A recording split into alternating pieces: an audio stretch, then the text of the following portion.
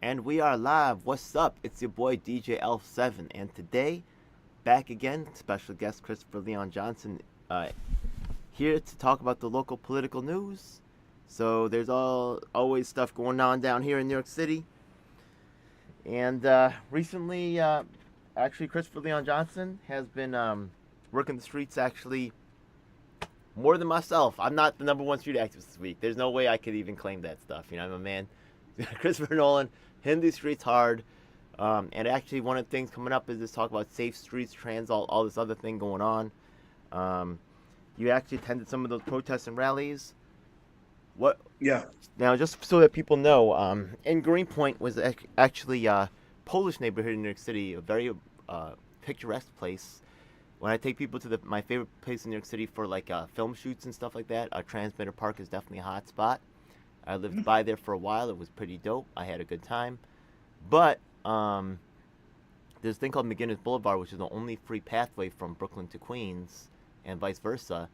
And it's very crowded, that passageway. But it's also, a lot of people on bikes in that area. It's a very kind of hipsterish neighborhood, I'd say. Yeah. Not as hipster as Bush. It's a hipster in a different way. It's kind of like a higher class hipsterish. Yeah. Yeah. And the people there are, that's good and bad in different ways, right? But there's a lot of people riding bikes out there, so I could see where they would want a bike path as well. So Yeah. it's, I see arguments for it on both sides, but go ahead. You actually have some insider information about what's going on the. All right. So. Yeah, go ahead. All right. Break Thank it you, down. everybody, for having me on. Thank you. Make sure the sound is right. Wait. Yeah. I'm so interested because we're going to hear about a lot of power players just in New York City politics and just interesting things going on. Like this Emily Gallagher. She's involved with quite a few progressive things. It's interesting to see her interaction here. I've always been wondering about what she's about, so I can't wait to find out from yourself.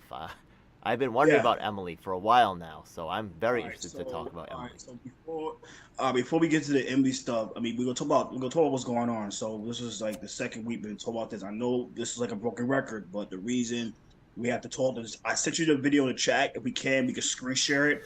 But this is why it's about the Ebony Paperboy stuff. But thanks for having me on again. I'm sorry about that. I was checking the sound on It's YouTube. fine. Yeah. Danique was trying to tell me the last time we was on, guys, or that the sound sucked. I didn't speak it, but now we're on for like a second time tonight. So, all right. So, yeah. All right. So what happened recently was McGuiness, the people that run McGuiness, keep McGuiness, make McGuiness safe. They're part of Transportation Alternatives.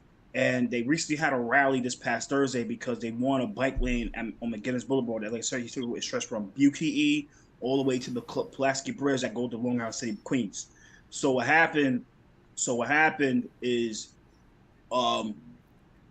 they had a rally on Thursday, this past Thursday, featuring the Brooklyn Borough President Reynoso and the public advocate Giovanni Williams. You had Kristen Gonzalez and you had Jennifer Gutierrez. Now what happened was, and Lincoln Wrestler, what happened was Ron Rivera went there and crashed the rally. And you want to screen share the video? You want to do that right now? Yeah, absolutely. Yeah, absolutely. Give me a second. Minutes. Yeah. Yeah. Like that. Okay. 5-minute video, guys. So. Okay, this one over here. Okay. Okay, in this video, this is someone speaking here. Okay, don't recognize this guy. I do recognize some people in the background. The guy speaking is Brooklyn Borough President Reynoso. Okay. So, all right. So show it now. Shit, okay. And this is Jumani. Brooklyn Right Borough President. Okay. Yeah, Giovanni, and then Julia Salazar. Then you have Jennifer Gutierrez. I think she wasn't there yet. And then you had Lincoln Wrestler. And then you had Kristen Gonzalez. Oh snap! He replaced the Adams, huh? Yeah, I hadn't been following him. Oh, I see Salazar right there. Okay. Mm-hmm. All right, let's see what happens. So this guy's from Drivers Unite, right? Okay. And Mm-hmm. by the way, I think that we also had an interaction with Transalt before when they were talking about the price congestion. Therefore, congestion pricing, right? Mm-hmm. Yeah. So, even though in this case, right, you might be for the bike pass, know that Transalt has some history of supporting industry stuff, right? We've seen that congestion pricing has been shown in London and other places to only work for a very short time and just end up increased prices and taxation. So, all right, let's take a look at what happens here.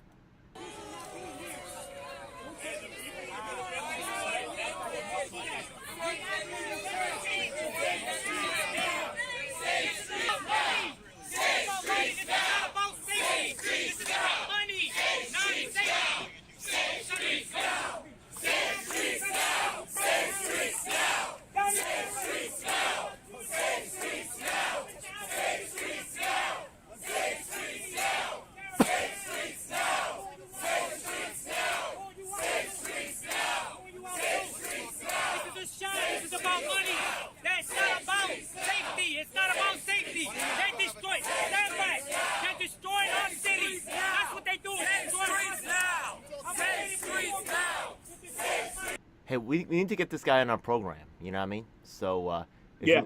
who is this guy?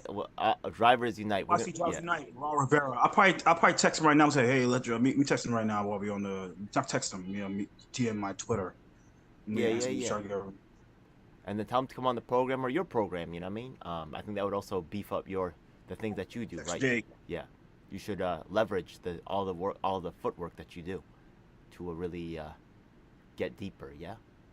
So okay, this is going on. Is there more to this video that happens, or any other significant things that happen in this video, other than Oh yeah. After that, they had a rally, and then Raw. I got into it with Kevin LaChair. I'll send you a link right now about him. He getting mad at me because I recorded him on a public street. I'll send the video right now. Okay. Does it happen at the end of this video? Huh? Oh, I was thinking that he might have interacted with you at the end of this video. No? No. Okay. This is another video. I'll send you right now. I'll send the link right now to watch it. Okay, yeah, so that's it. Okay, interesting. Okay. Let's go back to the Zoom. Bam. Okay. Oh, that's another. Okay, there's another link. Okay, I'm gonna click on that one right there. Wait, no. That's not. Okay. Send you right now. Well, let me just. The latest one. Send the latest two. Just the latest one right now. Same link, just in case you didn't get the other one. Okay. That link. Okay, it's coming up right now. I'm gonna share it. Give me a second. It's a free country, man. It's a free country. Oh yeah. All right, I'll be from a distance. I'll be from a distance. It's off. You say a lot of weird stuff. I don't say, hey, man, just concentrate on him. Please concentrate on him. Concentrate the conversations on him. So yeah, this guy over here. It's a free country, man. It's a free country. He can film all he wants. All right, I'll be from a distance. I'll be from a distance. It's off. You say a lot of weird stuff. I don't say, hey, man, just concentrate on him. Please concentrate on him. Concentrate the conversations on him. Concentrate on the brother right here. Concentrate about him, man. Don't concentrate me. Concentrate him. You're already on live stream, man. Like, we're live. Yeah, but we're live. He's trying to shut you down. He doesn't want you filming the interaction, right? Yeah. Yeah. So these people are actually, trying to shape the narrative, and it's quite annoying. This happened to me also at some events too. These people are here. They don't know really what's going on, and they're there to shut you down. It's quite sad. So oh well. Yeah. Yeah. So now I know you have your press pass and everything, right? So yeah. Yeah. Like. I had it on.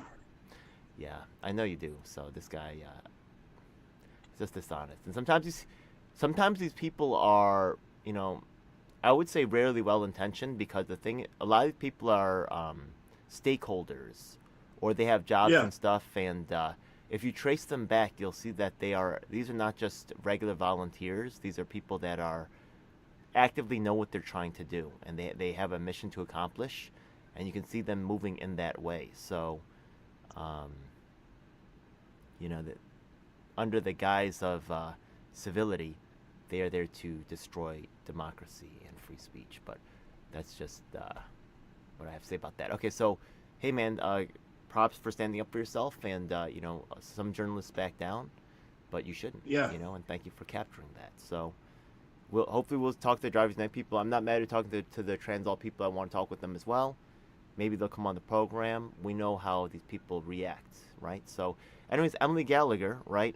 Who's she connected to? She's not part. She does a lot of progressive stuff, but she doesn't seem to really be part of DSA. DSA really wants to push more people of color.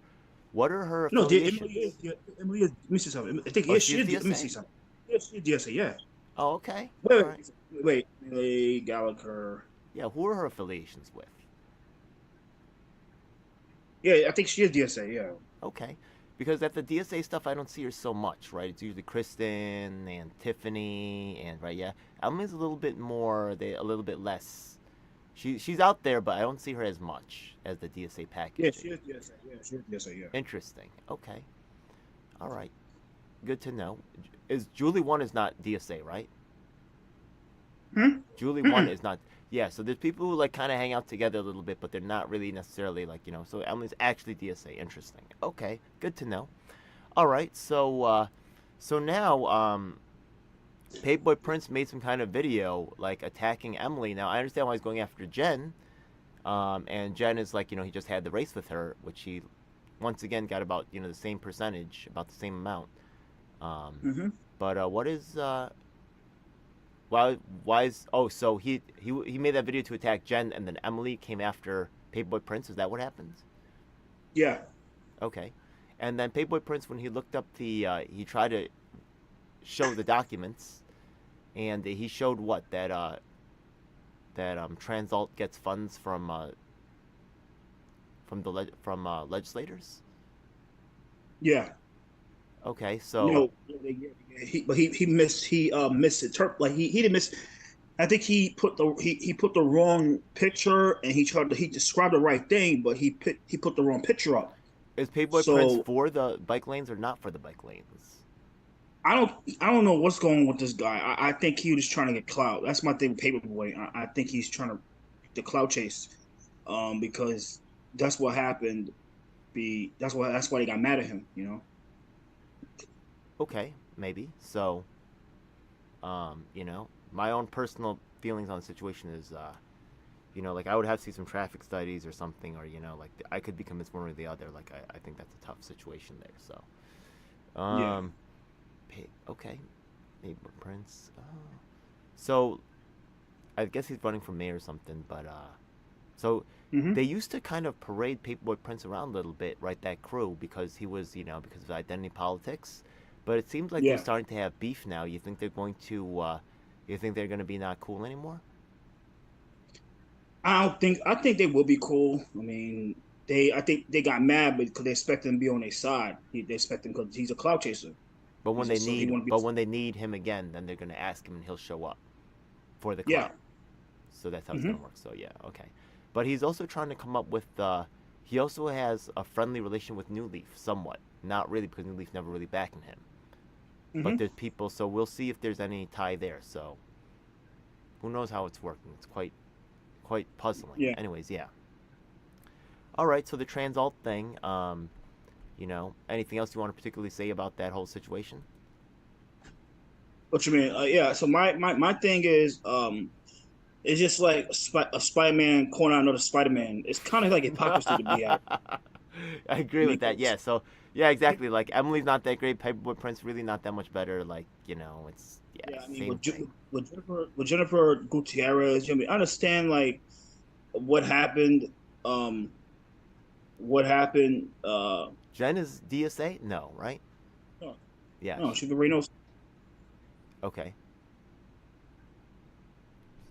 So Reynosa was that more like Working Families Party type thing? Yeah. Yeah. Okay. Yeah, there's some crossover, but yeah, she's like a separate like faction. So good to know. Mm-hmm. All right. So all right. Any? So are we done with the Paperboy Prince Emily Gallagher thing or anything else? Because I know Emily Gallagher also went to that trip to Vienna for public housing. Yeah. There ending Yeah, public housing as we know it. We have the Chelsea thing going on. Emily, where you at? To keep it real, Yeah. keep it real. I mean, with the whole situation with Emily and Paperboy, it's just like I said before, one Spider-Man get another Spider-Man. It's just BS. Like one, I think they expected Paperboy to be on their side, and I think he said no. But they'll probably get to him because he hangs out with certain those places that they fund, they mingle with, and they'll probably threaten them like, if you have this guy around, we'll blackball your shit, or we'll shut it down, whatever. So that's what I think they'll get to him. I think he'll cave in. I mean, he a guy like that will cave in easily. You can't don't depend on a guy like that to try to be in the fight. Against his people. What's he fighting for? You see him fighting for stuff? I really don't. So Try to be in a fight with the keep McGuiness moving people for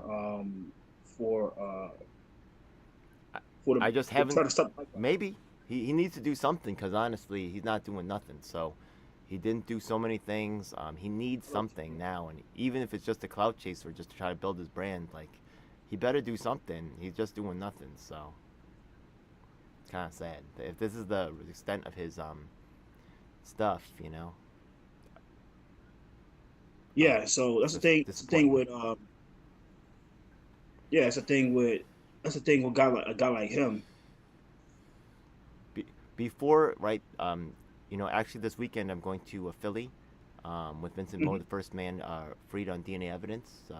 I was actually quite close to Paperboy for a while. Not like tight, but I was working with his campaign. I was seeing him on a almost daily basis. And the fact of the matter is that there was an opportunity for him to stay or help in any way with Reverend Keith Gadsden, Nolan Farrell, or in public housing in insufficient ways, or drag queen story hour. He just wasn't. He just let me down too many times. So I said, you know what? Even though he's Theo's project right there, um, and I understand he's done some work with them and they've done some positive things together in the past, and I got to give props for that too. I'm not saying Paperboy's all bad, but in terms of being a real fighter for the community, I have to be honest. Yeah, like as a person, I don't think he's evil as a person. I think like there's nothing wrong with being an artist just running for office. But if you think he's a real solution, I'm sorry to tell you, he's not. He's just it's not the worst Yeah. thing to just be a musician who has a gimmick to also do this other thing. But um, in terms of being a true societal reformer, yeah, Hmm. yeah, very okay. Anyways, yeah, that's what I have to say about that. So there's also other things been going on talking about acting. Yeah. You also on the ground for some stuff going off the SAG-AFTRA, which is actually gaining national attention. This whole labor strike Yeah. thing. What you got to say about that? I know you've actually been on the ground recently. Basically, nothing at all. Like it just like yeah, I support my actors, I support my actresses. I think they have a big fight going on because Hollywood don't want to pay that money. They like, well, the way it's like they're the cool kids and you guys are just lucky to be around us and make a little money with us. So Well, actually, who does most of the filming in New York City? Isn't it like SVU, like Law and Order or something, right? Yeah, yeah, Out Law and Order, like they do like a lot of filming in New York City. What a lot of people have moved their operations to Canada, other places, right? Yeah. Um, cheaper, hmm cheaper. But they do some stuff in New York, which is cool. Nice to have that industry.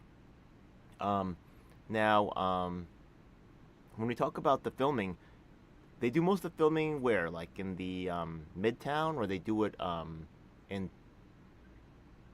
Battery Park. Which districts do you think are most impacted by the SAG-AFTRA business? I mean, I guess Um, they film all over the city, but some places they'll film more than others, right? yeah, Maybe, probably definitely Manhattan, right? So probably Manhattan is more affected by this than others. yeah, Okay, so you said that Ramos, yeah, was yeah. out there. The state, you know, labor, chair, and that's really cool. Shout out to her. Um, Hmm. you think what do you think is their chances of winning this particular national fight to force the contract with the people right there? Yeah. You We think said? is there when you talk with the people on the ground, do you think that they feel like they're gonna win, or you feel like they've been, you know, they're scared, right? What do you think is going on? Wait, repeat the question. I'm sorry. What do you think is going to be the outcome of this? Do you think that they're on the verge of winning? Do you think they got a long road ahead of them? What do you think they are in the Who? process? SAG after as in terms of Oh, winning this. I think they're gonna win. Eventually, they'll win. They just gotta keep it the fight. Eventually, they'll win. Okay, Eventually, they'll win. okay. So all right. So anything else you want to comment about the particulars? I think that my man Theo Chino is going out there on Wednesday, maybe tomorrow. Not sure, but you said there's also a rally happening tomorrow, right? Yeah. Go ahead. So break it down. We said, oh, what you mean? Oh, yeah. SAG After have a rally tomorrow from 9 to 1 at all four locations. To be exact, yeah, locations there at rally. So just a heads up. And those locations are. Yep. Yeah, you said like the Rock, right? Yeah, and you said there's some other locations where people could go, but Rockefeller Plaza is probably a good place to meet up. It might be an interesting Mm-hmm. place for Reverend Keith Gadsden, Nolan Farrell to actually go there and start telling people about their issue as well. Yeah, I'm gonna Yeah. actually send them some information. Yeah. Good thinking. Yeah.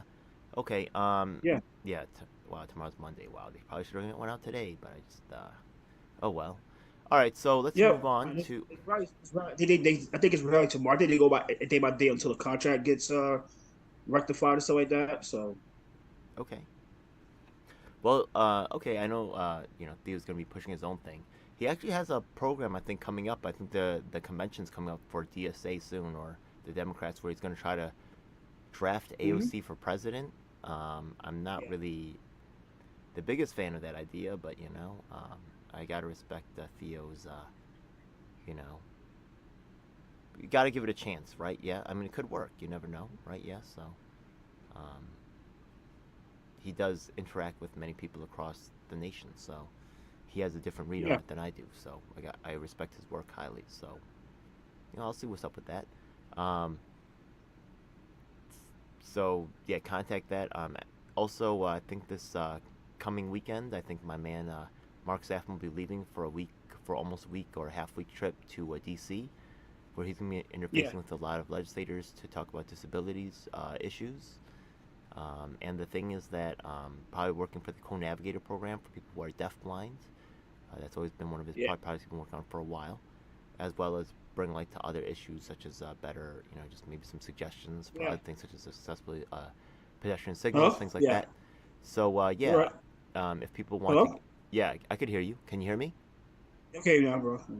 Yeah. So if you want to get involved with that whole disabilities rights, things like that, right?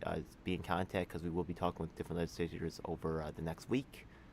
Um, Chelsea Houses, right? The NYCHA is also continuing. I think the residents just had a meeting with some kind of legal assistance, as in terms of, and I would tell those residents not to take everything. The lawyer who shows up to that event, um, I'm not saying it's not useful information, right? Take that information, but do not trust anyone, and get second opinions every single time you can. And even for myself, right? You can Anybody could be paid off in this game, so make sure that you know your rights. Yeah, the Sure. lawyer might forget something or not stress something or just interpret things in a different way. So you need to really investigate that thoroughly and don't just let things go on autopilot. This is when you need to really turn things up. So yeah. Also, we were talking a little bit about the UPS strike. Have you gone to any UPS? I haven't been to the UPS strike events. Have you gone to any? But I've seen people like in the train and stuff. Like have you? Do you have any particular updates about the UPS strike? No, not all. They had a rally this past weekend. I mean, this past weekend. I was able to go. I was covering somebody else's event. Okay. So And so it's yeah. one thing that's also interesting to me, right? Is that when we take a look at the Amazon deal, right? Yeah. Hmm. For some reason, Chris Smalls became such a visible character, such a figurehead, right? Yeah.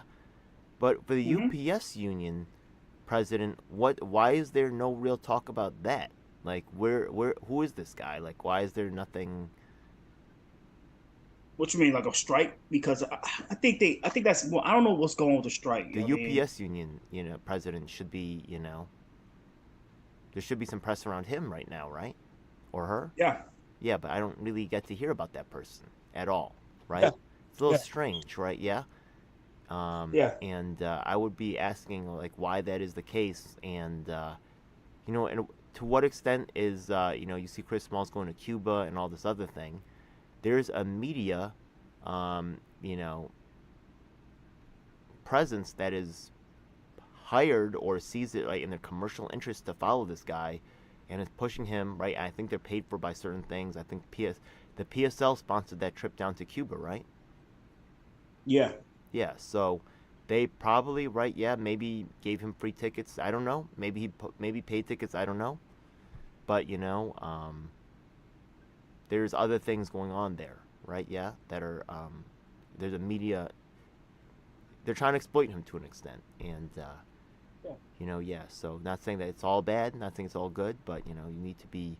Why is one guy getting marketed in a certain way and the other person's completely absent? You need to Yeah. start asking questions about what's going on. It's something's fishy. All right. Yeah. So Yeah. Of yeah, course. yeah. All right. So it's not just me. Yeah, it's a lot of people who out here who is like strangely missing from the narrative. And anyway, Hmm. so yeah. Anything else really that you want to get into this week? Let me see. Let's check the chat. You want to check the chat? Oh Anybody yeah, yeah, check sure, in the chat? okay. I feel like the views have been going down, just overall for my stuff. Yeah, I once again I think it's those We just forces. gotta keep on pushing. Just gotta keep on going there. Yeah. Hey, you know what? In August, there's also that event coming up with the Larouchians, and this guy, Yeah, right? Yeah, Mike Termet, is supposed to be speaking. He's like a presidential candidate for the Libertarian Party. This is a yeah, shameful, shameful time for the third party. You know, I've been a third party guy for over 20 years, and this is a shameful, shameful time. mm-hmm. There's a lot of the cloud chasers have come together under the direction of Nick Brana, chasing for the clout in this new way created by social media, and the new way that these influencers have gained control of the narrative, is just inexcusable. And the thing is that the People's Party, which is actually doing the event, which has been successfully prevented from entering New York space, which has also, by the way, been condemned by a member of Wu Tang, which was also not talked about by the press or media, which Mike Termat is so eager to speak at. Wow, it's Yeah, disgusting. Yeah, it's disgusting. But also he's a former White House economist. It's this closed loop of these elites in this space. Once again, right? We talk about like the white, I'm not mad just because they white, but it just happens to be true, right? Yeah, these white millionaires, right? Like Medea Benjamin, that are controlling the narrative, right? And only their voices matter, and only their voices and perspective is projected. Anyway, so he's going to be speaking in August, and I'm trying to get help to shut it down and contact. I'm trying to find the other speakers who are going to be at the event, and tell them all about the trash that's going on with the organizer of this event and the very troubling sexual abuse allegations. On the yeah, flyer, Center for Political Innovation, aka Caleb Maupin, is on the flyer, and I'm going to right now call out Noruto. I'm going to call out Korean Family Services of New York and all of them. Yeah, yeah, right now, it's been on the record that Betsy Yoon knows about the sexual abuse allegations going on in CPI, and thank God that she kept Caleb Maupin from interfacing, right, from having his official representation at the Korean event, especially considering how Caleb Maupin and his cronies have been trying to, prevent my own addressment of Korean issues within, the anti-war movement. And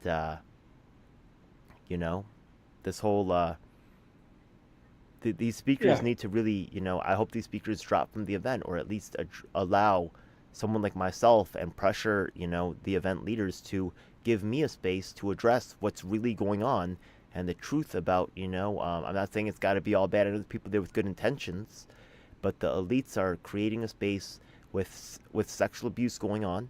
We all know Caleb Maupin is turned multiple women into prostitution, and one of them was on heroin and stuff like that at a young age, I think 16.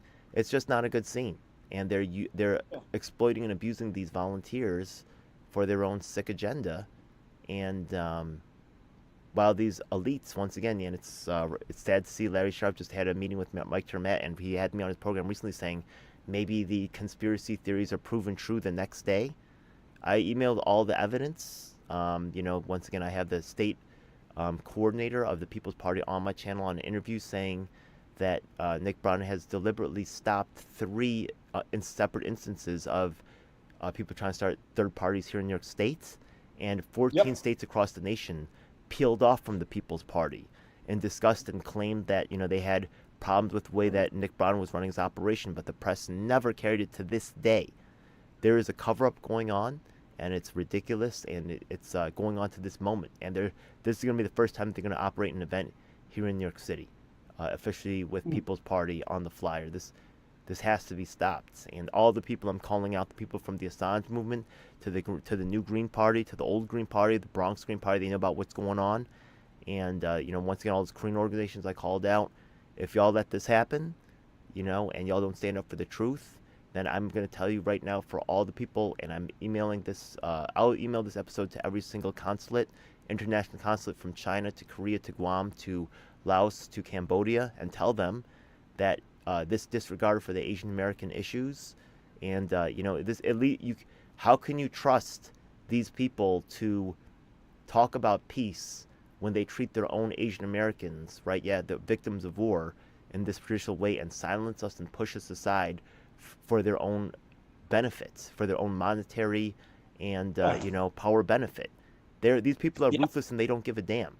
So Yeah. I'm sorry to say, right, in the name of anti-war, if y'all are truly anti-war, let me have a voice. Otherwise, right, yeah, I'll prove. And once again, I led Yang Gang and MPP to Schumer's doorstep. I had one of the most successful events in the nation, and also elected chairs such as Washington State Mark Mixon and a former combat war veteran, and Tulsi Gabbard. I've also emailed you personally many times, and I know you've opened some of these emails. A former combat war veteran died while waiting for justice. And also Mark Mixon, the elected state chair. This is outrageous, and I don't know if you're going to try to run with Trump, Tulsi, but this goes out right now to the whole Trump. I'm sending this out to the whole Trump squad right now.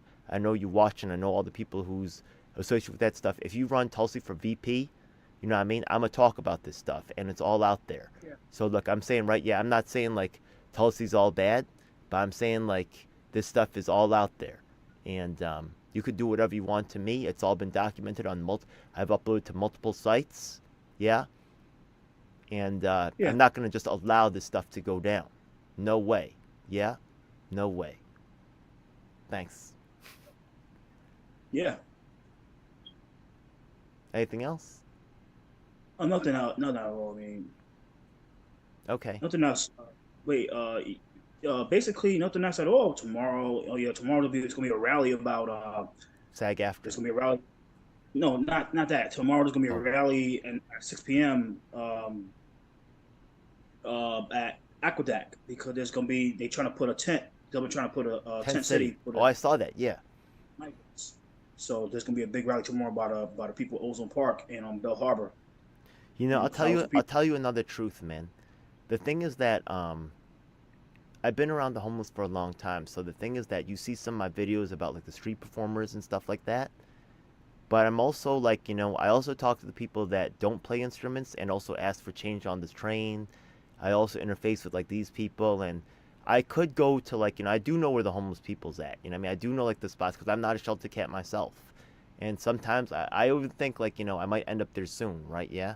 Like, just because I haven't been working, right? So I've been like, don't think that. No, it could happen. It could happen, and I know that life, you know what I mean? And I know where these people stay, and I could make videos on this stuff, but a lot of times the homeless lifestyle is an illegal lifestyle, and you get cleared out to tent city, like under the bridge, or like in the other spot, like sometimes there will be like a fenced off area. The best spots often are like the illegal spots, like a fenced off area where you're not supposed to be, because other people aren't there messing with you. You get what I mean? So maybe there's like a cut hole in a fence, and you're like, it might even be some corporate property, right? Like you found a place for like people, like a little hill or something, or you found a place where people aren't really viewing you, and you're like on the low, you're hanging out low. I could make videos on that stuff, but I don't want to get other people busted and lose them their spots. So the tent city, I know a lot of people are concerned about these things. Once you clear them out of your community, they're gonna go somewhere. They're gonna find, right? Yeah, these people don't just disappear off the face planet. Like, there's also some people that are well-meaning, and they see a homeless person, right? Yeah, on a bench somewhere outside, and what they'll do is, right? Maybe it's cold outside. What they'll do is they'll call the cops, and I'll tell you right now. So what do you think happens next when you call the cops? Like I'm not like I've been in that situation myself many times, right? And that's one of the reasons why I'm not anti-cop either.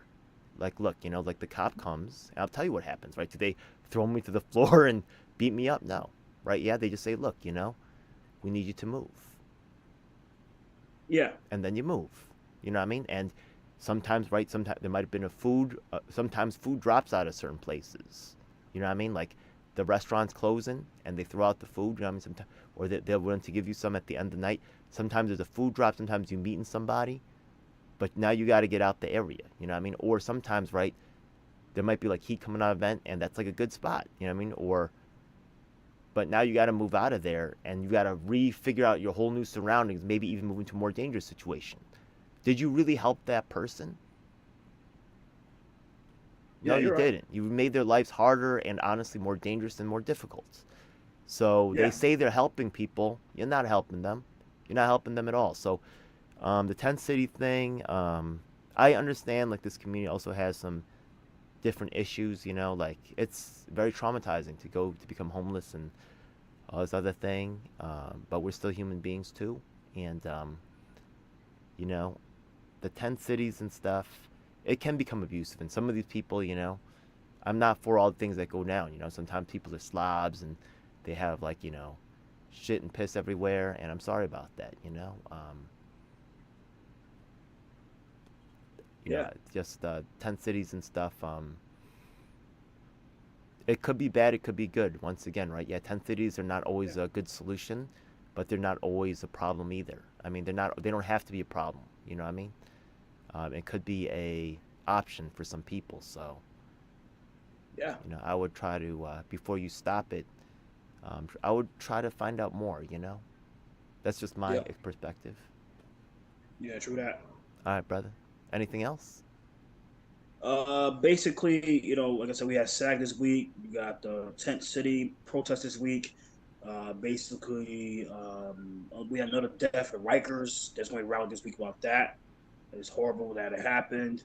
Another Rikers death. It was sad. It shouldn't be happening. What else recently happened? Oh, by the way, we want to talk about the city peps. You want to talk about that? Okay. City The city Feps. Yeah. So They recently vetoed vetoed they overrid the veto. So okay. Well, yeah. Okay. Let's talk about City Feps. So actually, City Feps. This is actually a of national interest, of maybe even international interest, because just so you know, New York City is actually one of the most progressive cities in the nation, the largest city in the nation, and the thing is that they're actually ending national public housing as we know it, right? But the thing is mm-hmm. that New York City actually has a public housing mandate to try to provide shelter to anybody who comes in, right? It really kind of, Yeah, the Statue of Liberty, give me you're tired, you're poor, you're wretched, right? Yeah, yearning to breathe free, right? This kind of ideal by Ellis Island, that type of spirit, right, is still encaptured here to an extent, but um, there's goods and bads to it. And when we take a look at the City FEPS thing, City FEPS is actually a program that pays for people to have temporary housing. Now, City FEPS is designed in many ways with similarities to the Section 9 destruction, Section 8, as in terms of affordable housing, as in terms of like, building off of median incomes, this kind of thing. And no, I'm sorry, it's not tied to that, but it is tied to like as in terms of like being a temporary solution and phasing out for the being in the interest of the landlord. So incentive, yeah, right? Because and I get that too because you got to bring both sides on board. So I'm not saying right, yeah, because a lot of people just want to, oh, the landlords pay for everything, right? Yeah, they're not going to go for that, right? This has to be a shared solution. So some of the most exciting options I personally am actually looking into right now are those of resident ownership and giving people who are living there a chance to become stakeholders and owners in the property, right? So mm-hmm. that's what I like. So City FEPS, it's coming under fire because all the migrants are coming in, and if they have thousands of people coming in that have to be housed under a mandate, wow, right? Yeah, So, so lately, what's the City FEPS? They're actually trying to what suspend it? Is that what you're talking about? yes. Yeah. They were Anything? trying to give to everybody. They won't be able to give to everybody. But what happened was the mayor vetoed it because he's in the better real estate. He's in the pocket of real estate, and people called him out about that. And the city council unvetoed it. Okay.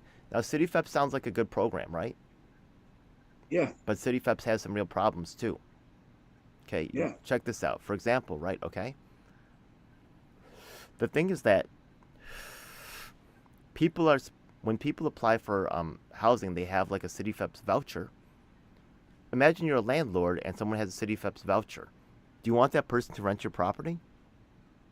I nope, Any normal person would be scared, right? What happens when this voucher runs out am I going to be stuck with a tenant that I have to start eviction procedures on, which is going to be costly, time-consuming, and maybe even destructive, right? Sometimes these tenants feel vindictive and start to break your equipment or break your walls, and who are you going to sue to get your money back? These tenants don't have any money. They're out of there, and they trash your whole place.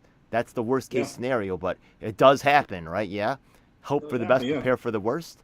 So... the thing is that, right, also beyond that, right, so the thing is that the tenants really struggle, right, even those that mean well, right, that are on a good path, they face discrimination, and they find it very difficult to make the first system. But even worse, okay, let me tell you how it's even more broken than that. You have any experience with city FEPs like this? Never. Okay, well, here's one of the interesting things that happens. So the thing is that the landlord's supposed to get their money on the first of every month, right? Think the city pays on time? Sometimes they don't pay for months on end. Also, right, before the city can move these people into the apartment, right, the thing is that the city has to have their own inspector go to the property and check things out. That could cause another delay. That's more bureaucracy. That's more costs, and, right, that's more headache for the landlord. You get what I mean? What happens if something's not in compliance? Then they have more, right, things they got to deal with. You get what I mean? Yeah. So there's a lot of reasons why landlords are not happy with the City FEPS program as well. And before people go about championing as like, saving it, like, what is it really doing? Like, people got to really do a little bit more investigation on that as well. And there's a lot of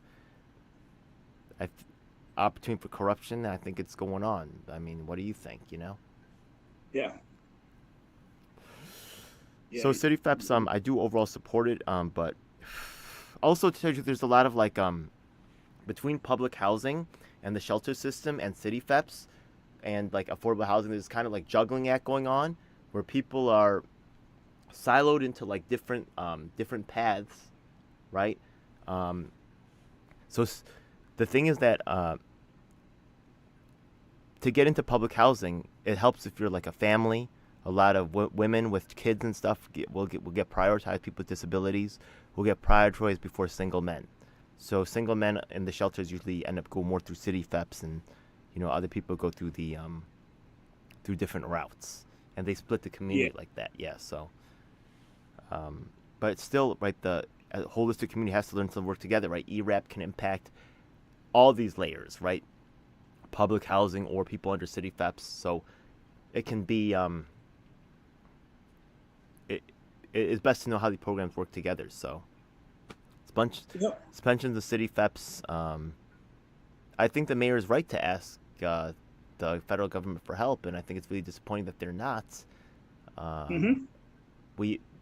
Grace Meng and William Blake, they have 2 seats. They're the only state with 2 seats on the DNC. They can't pull nothing. What you said? I said, and the DNC, right? Yeah, there's only one state that has 2 representatives. That's William Blake and Grace Meng, right? Yeah, from New York. Yeah. So there should be some juice to make some funds come to New York to take care of all the migrants that they shipped here. Yeah, but the truth is, they get the money and they give it to the nonprofits. Just like with the homeless stuff, they get a lot of money from homeless. Like, it's a big thing with the federal government. They get a lot of money from homeless outreach. But that money don't go to the people. It goes to the nonprofits. All that is about funding the nonprofits. When it comes to these, when it comes to government stuff like that, all that money goes to nonprofits. The city gets the money and they give to nonprofits. Oh wow, what do you think about starting a nonprofit? Someone said I should start a nonprofit, but I'm like really. Yeah, you should. I mean, I tell people. I think I told you this last week. I mean, I think I told you this in the special episode we had. Form one and don't give up. That's my advice. Form one and don't give up.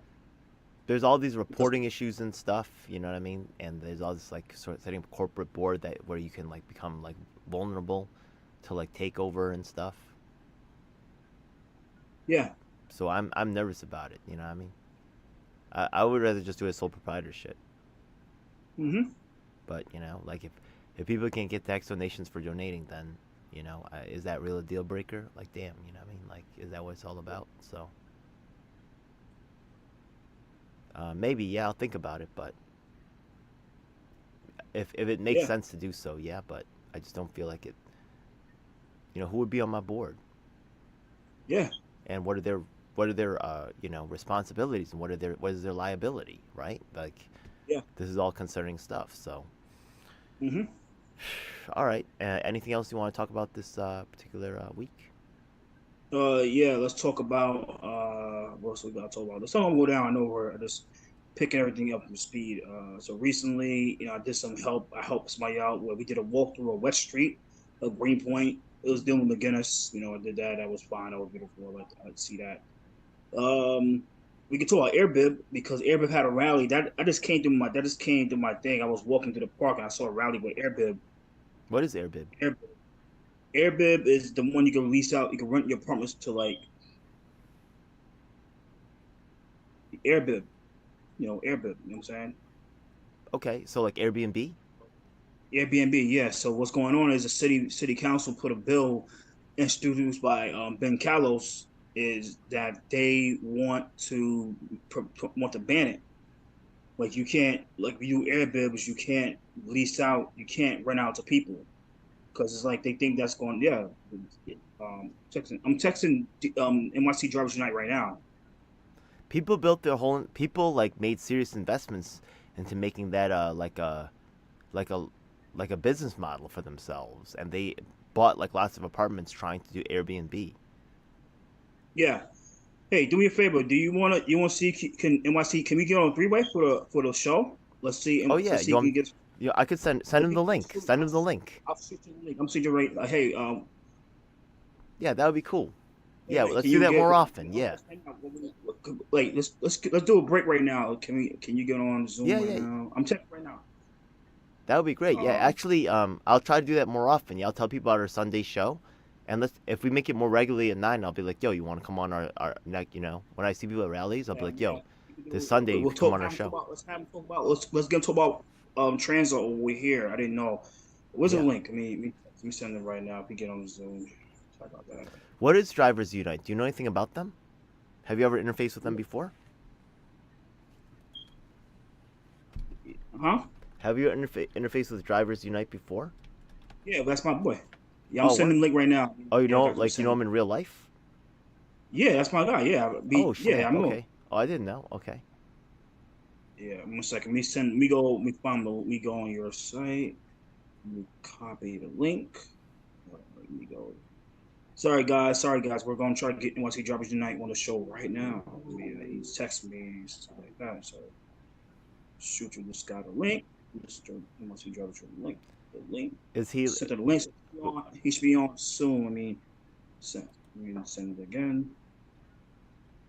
All right, cool. Send the link. Probably jump on for Zoom. So have him talk about the episode. Talk about the episode. Wow, this is crazy. Okay, he also was. Talk about the Reynoso thing. I just looked up his Twitter, and yeah. So he has some taxi thing, which is, and also he seems to say something about Edwin Raymond. Yeah. Okay. He has a show. Yeah. No, he had a show. He has a TikTok account. He had a lot of followers. Interesting. TikTok. Okay. Yeah. So I sent the link. He probably will come on now, but I hope he gets on. Okay. I was a taxi driver for a very short time. Yeah. So let me get some while we're here. Cut it off.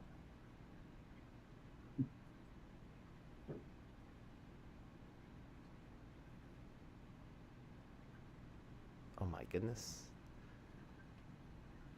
Uber driver He's stabbed in an now? FDR during attempted robbery. Oh yeah, I see that. Okay. So I was looking at his Yo, what's up? Can you hear me? I can. Awesome. Hey, nice to meet you, man. Likewise. All right, so you're on the weekly political show with myself, DJ Elf7, and Christopher Leon Johnson. And bro. Yeah, we were talking about the recent Transalt, protest / rally going on. And what's your take on the whole situation, man?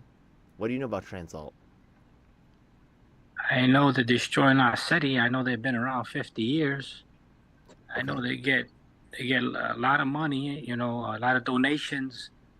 Um, I'm a taxi driver in the city. I'm a TLC driver in the city, and we advocate for the reform of the Taxi Limousine Commission. And they basically are anti-cars. They don't like vehicles, so we have a problem with that. And they're more like the DOT. They're taking over the city and they're doing all kinds of crazy stuff in the name of safety. But there's a lot of issues when it comes to safety. I had a meeting with a group called Families for Safe Streets. Okay. And can you hear me? Yes, I can hear you. Can you guys hear me? Okay. So I had a meeting. I had a meeting with Families for Safe Streets about maybe 4 years ago, and their office is inside Transportation Alternative. They share the office. And I talked about bike helmets back then, and the co-founder Amy Cohen, she said that statistically helmets don't save lives, and I told her I disagree. So through the years we've been advocating and learning a little bit, and I don't think Transportation Alternatives is about safety. I think it's more about money. It's more about taking control of the city. I think it's about people losing access to their own vehicles. They want you to get rid of your vehicle so you could be dependent on an Uber, a Lyft, and that's coming from a TLC driver, because I do Uber and Lyft. So that's coming from a driver. I'm glad you pointed out. So you're part of Drivers Unite. Is Drivers Unite really more of a taxi driver thing because you're a professional driver, or is it like just also for people that just like to drive just normally? Is it drivers? It's NYC Drivers Unite. It's a name that I created so we could use. We need a name. That's what the politicians like. They like a name. So we just created the name. That's the name of the group. But it's not. We didn't sign up as a non-for-profit. We don't want to do that. We don't care for money. We don't ask for money. If you want to become a member, all you got to do is be a TLC driver in the city. And if you want to become a member, all you got to do is join one of our meetings, and that's how you become a member. Hey, quick question on a slightly different topic, but somewhat related. Do you have a position on congestion pricing? Yeah, we're against it. We're completely against it. Okay. And we campaigned out there and we rallied out there with some other groups, and we say no to congestion pricing. It's not gonna.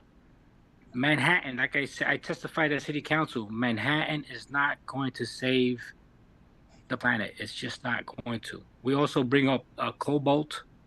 Right. Do you know about cobalt? No, what is that? Cobalt is a mineral that's used to make batteries for electric vehicles, laptops, and cell phones and computers. Oh, they're trying to force the TLC to be all electric vehicles. Yes, by 2030, all drivers need to be electric, and Uber is saying the same thing. And the mayor's for that too. And the thing is that to make electric vehicles, you need that cobalt, and that cobalt is very rare, and it's found in the DRC, the Democratic Republic of Congo, in Africa. And there's little boys and little girls of color digging for that cobalt. It's like becoming the new gold. Yeah. And they're digging for it. There's a documentary that's coming out soon called Cobalt Red. Cobalt Red. That's so true, man. Yeah. China's also starting to affect our supply chain with the germanium. On multiple angles, these electric vehicles, we have to ask ourselves if we can, and the chip shortage, we got to ask ourselves if we can maintain these vehicles, and if they're if they're a reliable solution, before we just all jump onto something that sounds like a good idea. Yeah. I'm sorry. Go ahead. Yeah, go ahead. I'm for electric. I'm for electric vehicle. I like technology. Yeah. But you can't force it down people's throats. And when you say drivers got to be all electric by 2030, that's basically a mandate, And you should have the option of getting a gas vehicle if you want one, or an electric one. Okay, so you shouldn't be mandating it, because when you mandate it, that brings up the value of that cobalt. It's worse for the people that are digging for that cobalt, and there's no such thing as clean cobalt. That cobalt passes through the hand of children, and China has a big stake over there. They have most of Yeah. They have most of it over there. You know, they claim they how do I say this? They They have a monopoly over most of the world's supply, like of yeah, multiple, not just cobalt, but other things too. But that's definitely yeah, a concern. But that's not the only element and mineral that they're also yeah. controlling. So this is a larger problem, but that's great for bringing that up. But it's funny, one thing that you said that put a smile on my face earlier when you said they can't force it down our throats. Now the thing is that I was a taxi driver for a short time, and if there's one thing that they'd love to do, it's shove things down taxi drivers' throats, right? Yeah. Actually, just That's yeah. why I testified at city council. A lot of people don't know, but actually, New York City taxi drivers are actually the largest revenue, like income bringer in outside of the normal income tax. The way that they bang these drivers for fees and for tickets and for classes, and they make them buy a new car every 2 years, right? They have Yeah. so many things. They really, really go after y'all super hard. Now they're trying to push electric vehicle things on you. Um, you really know about having things. That's what put me a smile on my face, because I know how much taxi drivers are forced to do this and that. And it's very Well, interesting. And I got to give you that gives you a lot more credibility in my book, because congestion pricing has been shown to benefit really taxi drivers the most. So you're taking a yeah. position stand rather than one in your own self-interest as a taxi driver. So I got to give you a lot of credit on that. And this Transalt thing, thanks for calling out. So, honestly, thanks for pointing out like some of the corruption and the ties that's going on behind the scenes, so we can see, right? Yeah, the people that are victimizing us and taxing us to They death. get Go ahead. Transalt gets money from Uber, from Lime, from Lyft. They get money, and they proudly put it on their website. I don't know if it's still there. I did save it, Yeah. and there's also about 8 council members that donated money to Transalt. I think Eric Botcher, District 3. I think he either 15, or I got to double check, but either 15,000 or 25,000 he donated, and it's incredible. It's incredible how much money they have. And then Danny Harris, the executive director, guy, he's getting 264,000, and I hear it could be a little bit more, but I mean it's very profitable for him. You know, it's a non-for-profit, but he's definitely profiting. You know, and there's a few other people that are making money off of it, and I understand how non-for-profits work, but transportation alternative is like the actual DOT.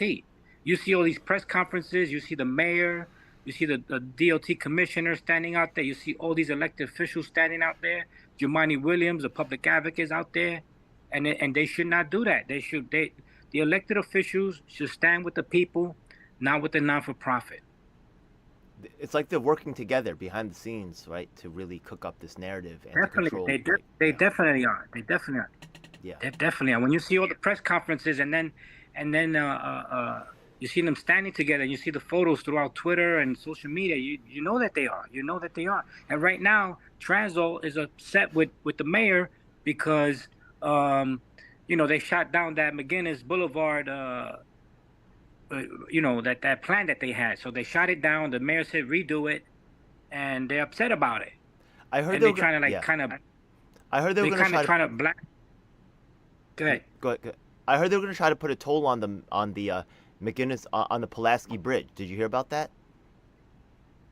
No, I did not. I think it's too small. They can't do that. If they did, it might like Bridge. slow the traffic down, though. That's not even a bridge, though. That's more like an overpass. I don't know Yeah, why I they get say it. I it's a get bridge. it. Okay. Yeah. Okay. Yeah, I passed it 1,000 times. Many times I passed it. But when a taxi enters into Manhattan below 96th Street or from the other outer boroughs, Yeah. the passenger's already paying $275. I don't know if you know that, and that's been happening since 2019. They already collected $1.7 billion since 2019 with the taxi driver. And then if you drop somebody off at the airport, that's $2.50 right there, $2.50 for every drop off. I'm not sure on the pickup. I have to Okay. double check that. So the thing is that the taxi drivers before, I know they were like a huge chunk of money for the city, but the taxi business has imploded, right? Like with all the dropping values of the cars and stuff, and also with COVID affecting a lot of taxi drivers able to make money. How has now that the city has lost all that money, are they banging drivers harder? What's going, or are they not? Like, what's going on with the taxi industry right now? Just wondering, now that as in terms of relationship with the city. Well, I'll tell you this: Go the Seattle Uber driver makes more money than the New York TLC driver, the Uber driver here in New York. And there's no TLC in Seattle. You don't need that commercial insurance in Seattle, but you do need it here. And they're making more money in Seattle. And the commissioner knows. We told the commissioner about it. The governor of Seattle, he signed into law for the Uber driver to make more money, and he's doing so now, more than the driver here in New York. And we point that out to the Transportation Committee, to the TLC, to the commissioner himself. And we told the mayor himself, I text him all the articles and everything so he can see it himself, and they're looking the other way. And then when TLC tried to give us a raise, Uber sued to stop it, and they won. And I was in court when that happened. I was sitting in the courtroom when they shot it down. And the judge basically said, he feels that the drivers do deserve a raise. He's not against that. But the way the TLC presented it was a poor case, and they shot it down. Then TLC went back and they regrouped and they gave us a raise, but it totaled 19 cents, and it's still, even with the 19 cents, it's still lower than the Seattle driver. Yeah, it's incredible. It's amazing. But we have a lawyer. We're gonna sue TLC. We're gonna sue TLC. We're gonna do a class action lawsuit. Good luck with that, man. Yeah, it's gonna be big. Yeah, it's gonna be big if it made it into the courts. If we could file it, it's gonna be big. I'm down to help. Soon. I'm down to help document that story. That sounds amazing. Yeah. By the way, you get a chance. Talk about the taxi workers line, because they part of the problem with Transalt and Riders Line, stuff like that. The wheel mafia. So your Taxi Workers Alliance, they've been around 26 years. They have a lot of influence. But the way I describe Taxi Workers Alliance and IDG and the other groups, they're a business. They're interested in union members and union dues, and they want to perpetuate the problem. They don't want to fix the problem. They want to keep the drivers like in a vegetative state. They don't want them to die, but they don't want them to live. And they all know me. They all know me. They wanted me to join them. I've tried to work with IDG sometimes, and I try to participate with another group that they have called Justice for App Workers, but I couldn't do it anymore. And I never signed up with any of them. I did. Yeah, go ahead. There's actually this project that I'm working on right now called Rep My Block, and the thing is that we have the list of all the voters in New York State. Now the thing is that coming in 2024, there's going to be this thing called County Committee, where it actually controls judges and also controls the party leadership. And there's about 5,000 seats in Brooklyn alone. So this is a very powerful mechanism.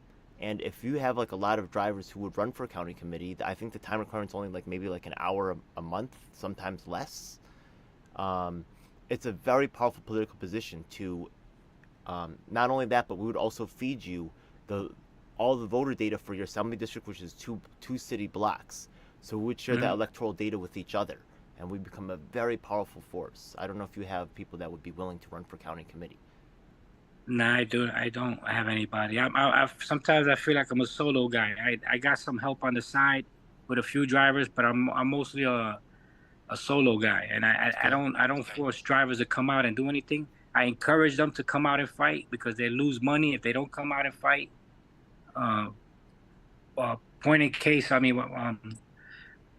case in point, is when they lost in court, a lot of the drivers didn't come out and they lost. They lost with the Uber. You got to come out and fight. They're too busy trying to make that money, and they don't think that the politicians are going to do anything. A lot of them don't think that they could make a difference. Yeah, that's why they have to have the power themselves. But I understand, right? Yeah, it's hard to mobilize, but you're doing a great job, and I think that you're an inspiration. And I like the lawsuit's another step, and you keep going, and we get somewhere. I appreciate that. Yeah. We have a petition. We have a petition to reform the Taxi Limousine Commission. Even Jumaane Williams signed it. Even Eric Adams signed it, and then a lot of elected officials signed it. But and we also have 3 bills drafted at the city council for the benefit of the drivers. We hope to pass those bills soon. But the lawsuit is going to be the biggest thing that we do. Has there been any shakeup of like the TLC leadership, like after all the disruption that's happened in the industry? They appointed 4 more commissioners. One of them was actually on the Transportation Alternatives Board, and she also did a little bit of work for Revel. And and I testified at a city council hearing, and we opposed her appointment. We said that she should not be on the TLC commission board, and we're gonna, when we catch her out there and we're gonna testify, we're gonna put her on blast. And says, you're nothing but a puppet. You have no say here. That is a great way. We just did an episode on identifying corrupt organizations. Seeing government people move in and out of not-for-profit organizations is a great way to identify a corrupt organization. It's a great way. Yeah. I got people sending me.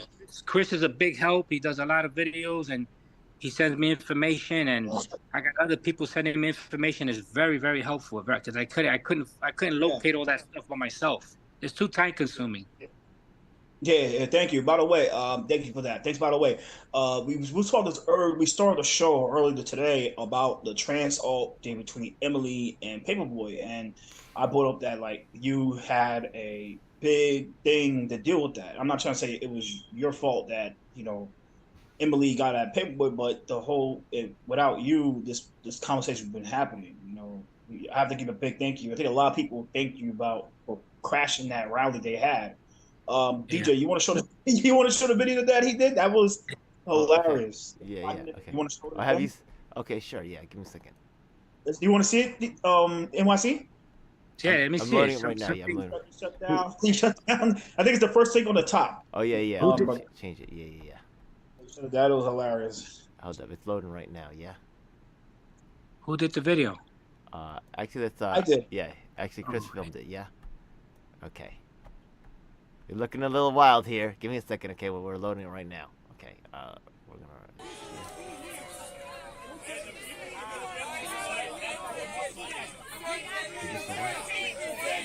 Wait. Something's loaded in. Can y'all hear it?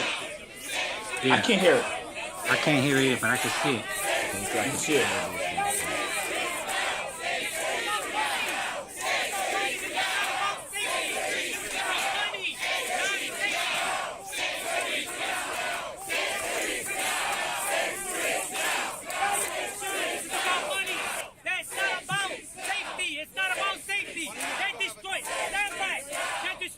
Yeah, I'm still looking for the sound. Yeah. But yeah, that's basically we got you here like going wild at the event. Yeah. I was. It may look like it was I was in slow mo. I was in slow mo. I was trying to just get some messages out. I was trying to look where the elected officials were at, and I knew where Danny Harris was at, and I just wanted to make sure that I addressed them all. Yeah, man, but that was great you did that. And then the one you had 20 minutes worth, it was like the march. I think Danny Harris skirted away. Danny Harris left away. Yeah. When they left the park, I was outside the park waiting for them with the bullhorn. Yeah. They got embarrassed, especially Lincoln Russell got embarrassed.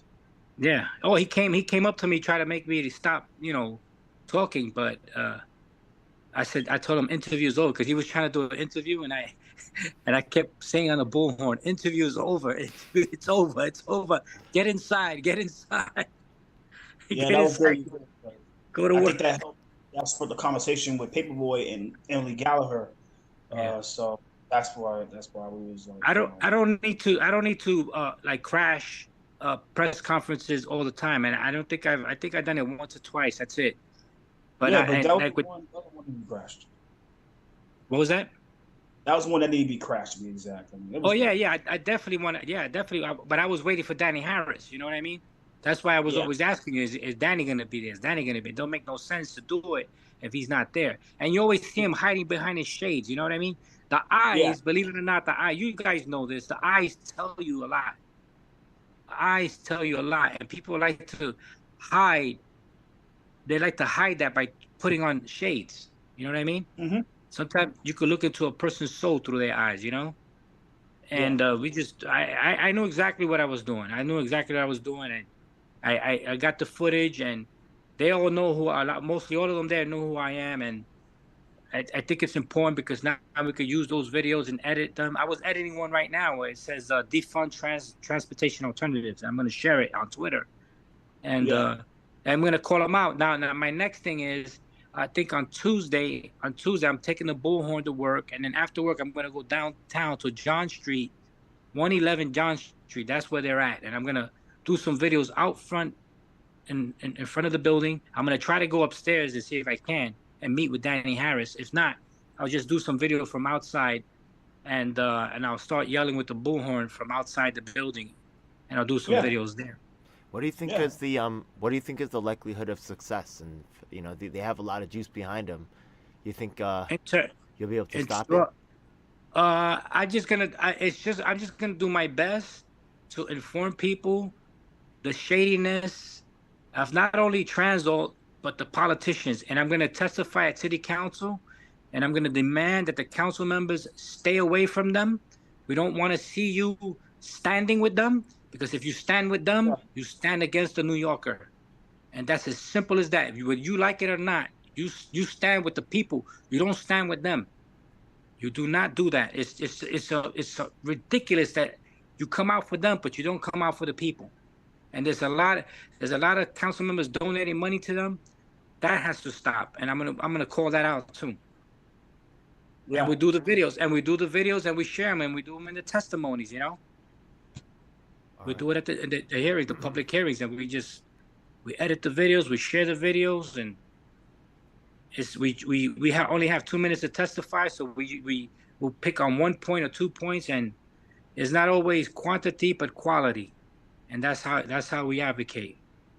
I think as me by myself and what I'm doing, I think a lot could be done. And I never, even though people accuse me of being alone, I never really feel alone. I got Chris, I got other people that send me stuff. I got other drivers that come out to meetings with me. So sometimes there's 8 or 10 of us, Right now that we're suing the TLC, we got a list of 40 drivers. I got about 6 drivers that are helping and leading the way, We're going to have a meeting on Wednesday with the lawyer. The drivers community I know you guys shut down bridges and stuff like that. You guys did a good job of mobilizing. Yeah. So there is a community out there that is receptive. And we're also putting together people from other communities like the public housing community and people from, multiple, students hopefully soon, right? And we're going to try to put them together to really get a addressment of these issues in a combined way, right? I tell you what, though, NYC Drivers Unite is the only group in New York City seeking the reform of the Taxi Limousine Commission. We're the only group, and we might be a tiny group, but we already have 3 bills drafted for the benefit of the driver. We just got to pass those bills, and then we'll get more bills and more bills, and we got the lawsuit, and we don't ask for no money. That might change in the future if something happens, but really we don't care to sign up as a non-for-profit. We don't want to deal with the IRS. We don't want no money. We want to fix the problem so drivers make good money, and that's it. That's where the money's going to come. That's where the money's going to come from when we correct the problem, and I believe that could happen. That could happen. Yeah. Mm-hmm. How's taxi business nowadays? It's hard. It's very hard. I'm right now. I haven't driven in a year. Right now, I'm doing security work at a college in Manhattan, but I'm still fully licensed. If I can get a good vehicle, I could get back on the road. But it's very, very difficult. Do you think the medallion prices will ever recover? The medallion. I don't see a lot of people when we talk about taxi or you say the word taxi, they only think yellow. But the taxi industry is not just yellow. There's 175,000 drivers though. 175,000 drivers. Yeah. You have like 5 sectors. You got the yellow, the green, the black, the FHV, and when we advocate for the TLC license, and we advocate for all drivers. We don't throw the yellow under the bus or anything like that. But even though the yellow for many, many decades discriminated against me by not taking me to the Bronx when I needed to go to the Bronx. I worked in Midtown for 25 years, and many times they wouldn't want to go to the Bronx, but they got bailed out by the very taxpayer who they discriminated against, and nobody points that out. I'm the only one that mentions that. Oh, Taxi Workers Alliance is not going to mention that. so the drivers got bailed out for the medallions? Yeah, there was a bailout program, and a lot of them are benefiting from it, and that's taxpayer money. The same people that discriminated against to go to the outer boroughs. They don't want to go to the outer boroughs. They just want to go from Manhattan to the airport, from the airport back to Manhattan. That's where they want to go. It's wild. Yeah. That's why the green cab was created in 2013 to try to help alleviate that, because they needed more cabs. The yellows didn't want to do their job, and that didn't go well either. There was always a line at the airport for the taxis. Because that's all they want. A line. Yeah, there's a lot. There's a lot in JFK. Yeah. Was it really the case that yellow cabs weren't showing up at the lot at the airport? Maybe if there was a strike, they probably didn't show up. That's possible.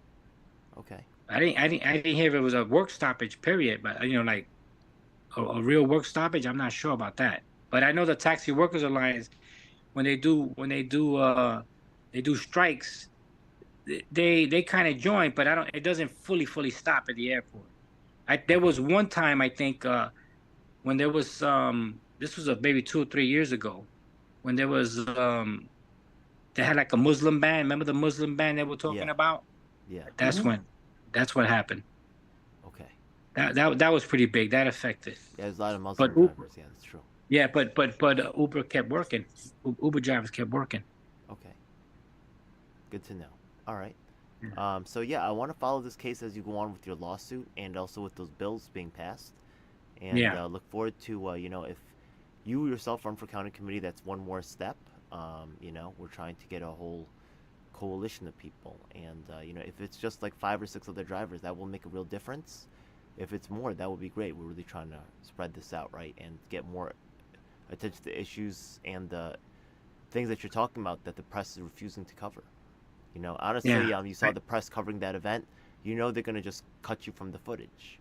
What I mean? So that's why like Chris and myself, we advocate, we edit, we film, we report, we do our own thing, because we know they're not gonna talk about it, and they might not even understand what happened there, but I know what happens, and I try to put it on the videos, and so people could understand the videos, and they can understand what's going on. Yeah.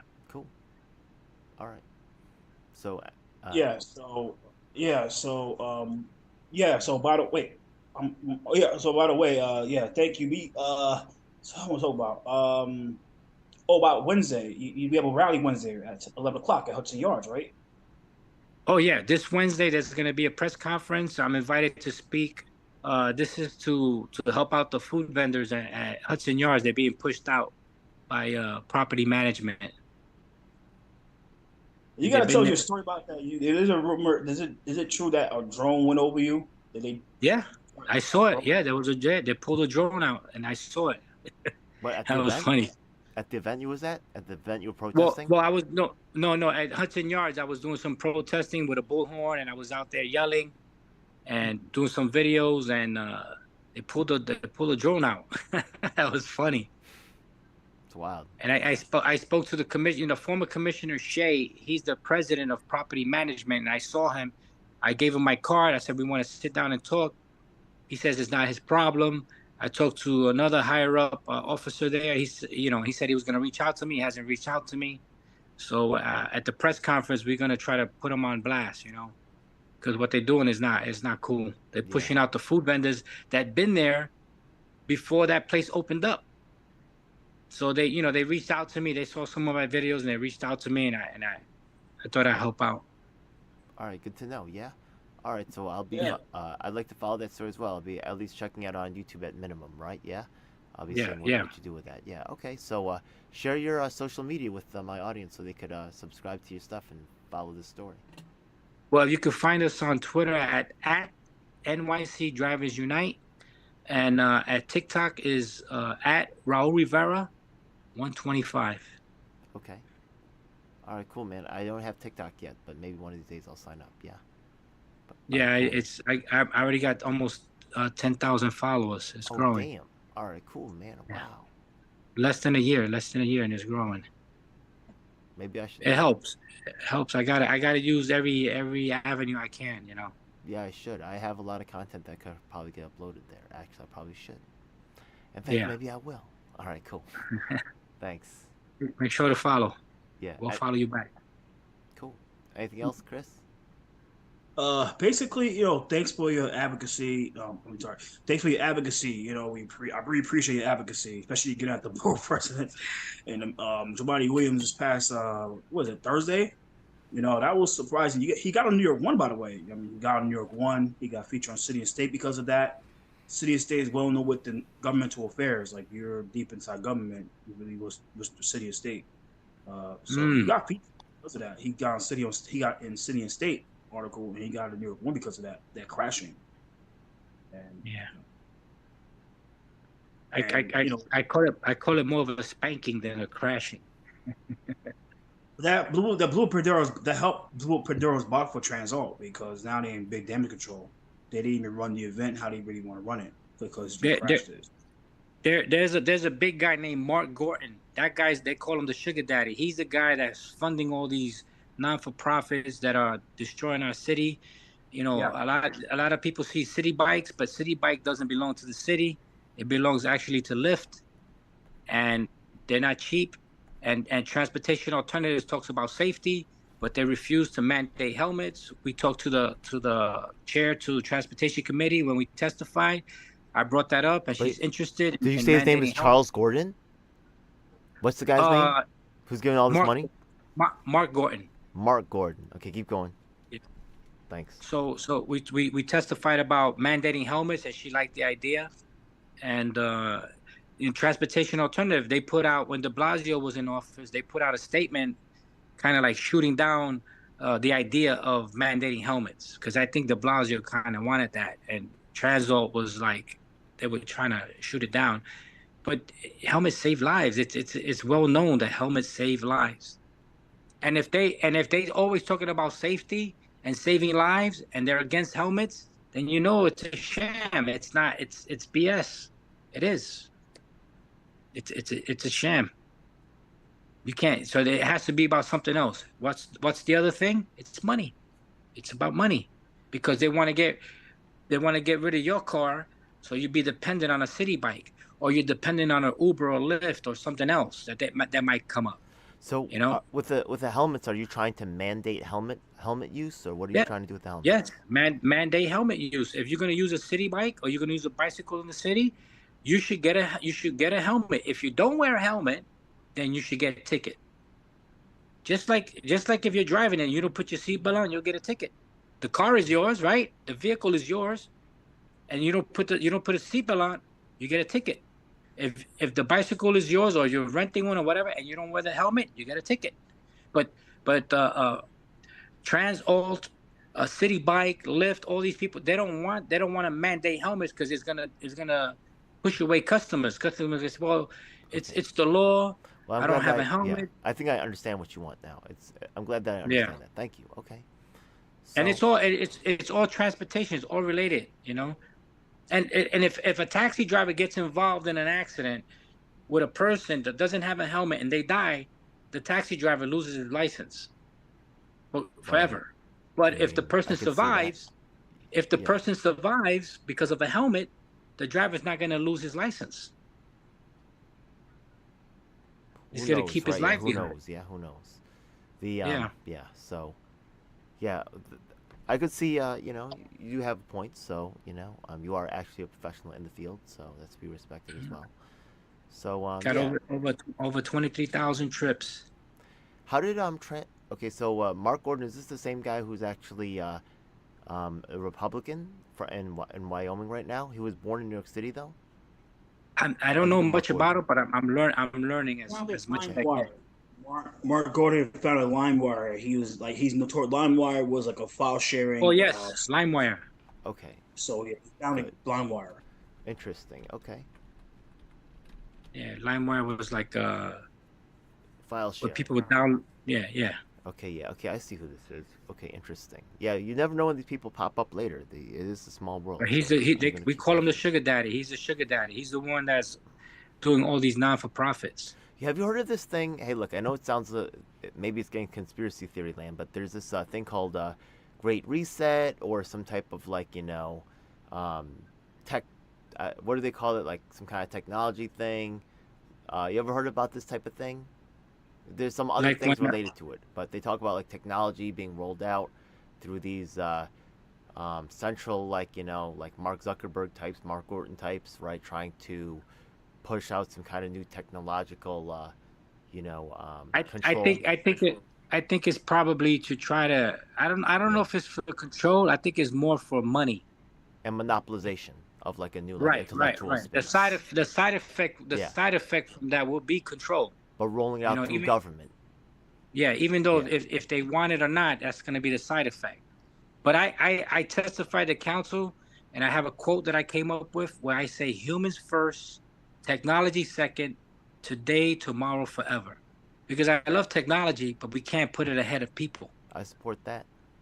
Yeah, And no matter how good it is, it should never be ahead of people because you can enslave people. You can do all kinds of things with technology. You heard of those airplanes that they grounded for almost 2 years, the Max 737. no, what Did you about hear it? about that? No. There was the airlines that were grounded. They were grounded because there was software that was in there uh, that they never told the pilot about, and there was 2 crashes within 6 months, and 347 people died.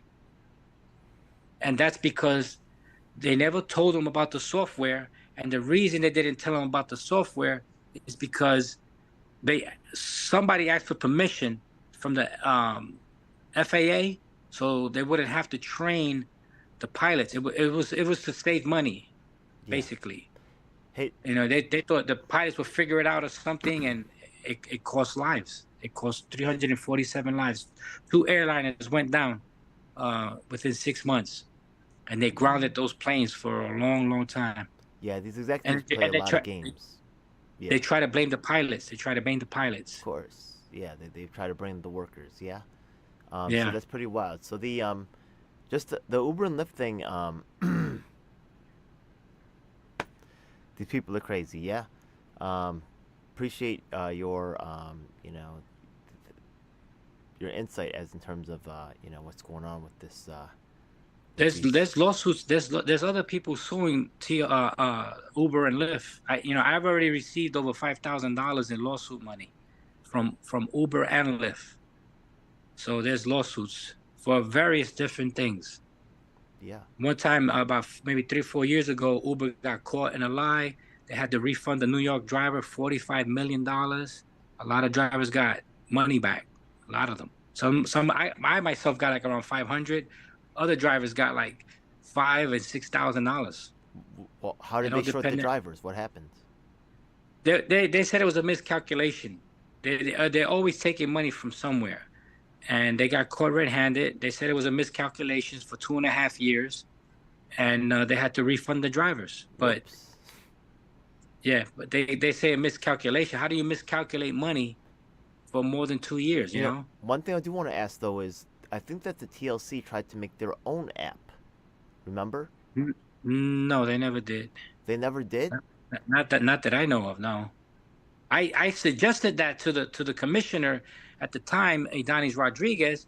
I said the city should get into an app business, and they should call it a TLC, app, or NYC I think they app. had one. I think they had one, but I don't think anybody used it. I don't know if they had. Not that I know about it. Okay. They should get into it. They should get into it. But right now, we're gonna sue. We want to control the money. We want to control our money because that's what a small business owner does. Absolutely. Because we're a small business. You set your own terms, rates, and conditions.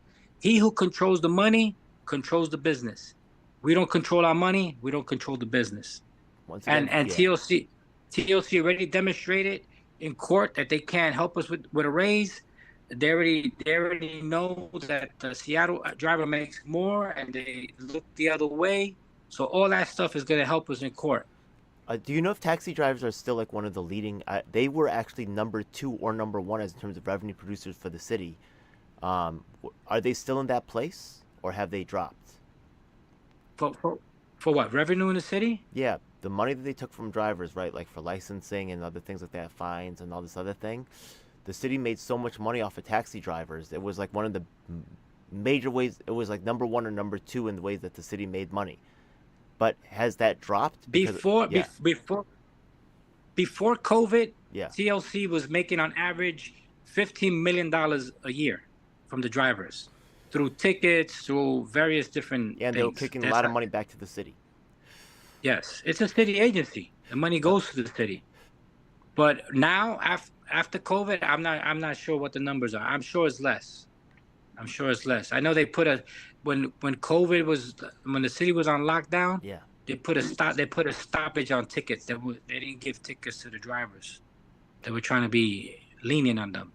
that's good because they was giving critics like crazy. They Yeah, actually they see them as professional drivers, and they're like things you don't get yeah, tickets for, they get tickets for. Like they're yeah. Well, they're 90, targeted.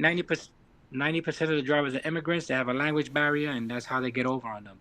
And one thing that we did do, our group, that we can say is that there's a law called the Right to Know Act, where the NYPD, if they stop you, you can ask them for their business card, and they'll give it to you, and they'll have all their information on it.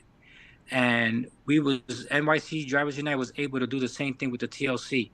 We told TLC do this, and they did it. It took a long time, but now when a TLC inspector stops you, you can ask for a business card with all the information. They'll give it to you, and you know who's stopping you.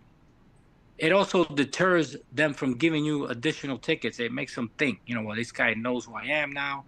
Because a lot of times when you ask the TLC inspector to identify yourself, they just flash the badge in your face and that's it.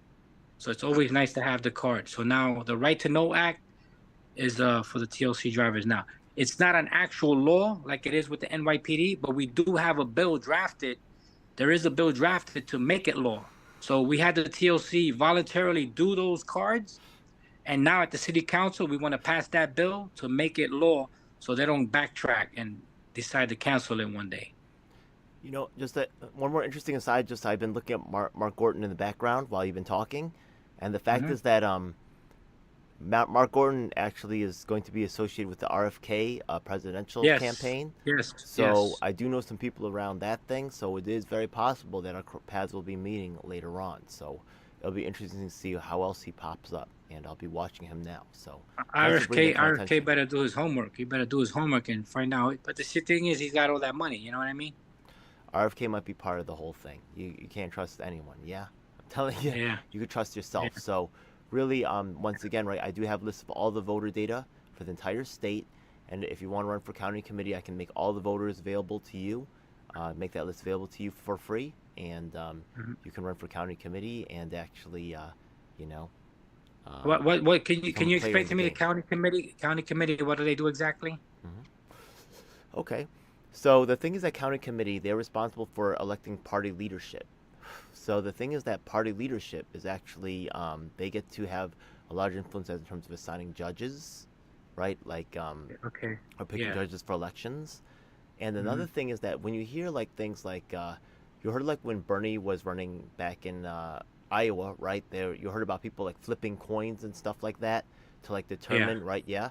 Where Yeah. are they flipping these coins at?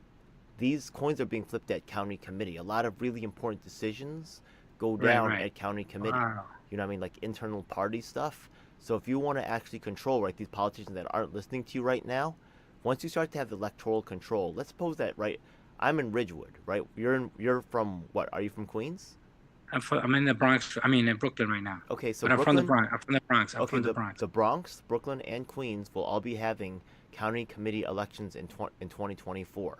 And the thing is that right, there's actually 5,000 seats, like I think in Brooklyn alone, so it's a lot of seats. But if you each know like how your two blocks is gonna vote, and you have like basically some control of like what's going on in those two blocks, and we work together, we can get our issues addressed. So if you're my friend, right, yeah, and you have this issue that you're working on, I'm gonna work Hmm. with you and I'm gonna help you, and that's what's up. And these politicians, attend these meetings, I have, Christopher Leon Johnson's been there. The big shots show up because they know that this is a organization where it's electioneering, and it's really the path to power. Wow. Yeah. Interesting. What do you think? What do you say about that, Chris? Would you back that plan for the crowning committee? What you mean? Yeah, I will. Yeah, actually, Chris himself communicates in community board 8. Not community 8. That's another community board. That's another community board I used to work with. But community board is also another path, right? Yeah, I should do that myself. I like advocacy right now because I feel stronger. I have a bigger voice as an advocate. Yeah, that as well. Yeah. So we want something. Yeah, I'm supposed to be man. Shoot the link. Yeah, I'm trying to see this other guy can jump on the show. JQ. Let me ask him. Hopefully give one. But we keep on talking. Hello. Is JQ also part of Drivers United? No, but he does a lot of work. He does against Transalt. So. That's amazing. Okay, cool. Show your face. You know, Giamatti, when Giamatti spoke at the press conference, and Reynoso, they were all talking about there was a lot of data and a lot of studies and there was a plan and everything was coming together and everybody decided that it should go.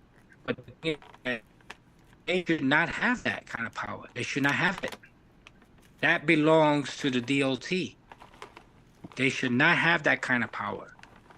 Have you tried to challenge? They already made a big difference in the city. Maybe you could challenge the plan with DOT. Maybe you could challenge the plan with DOT.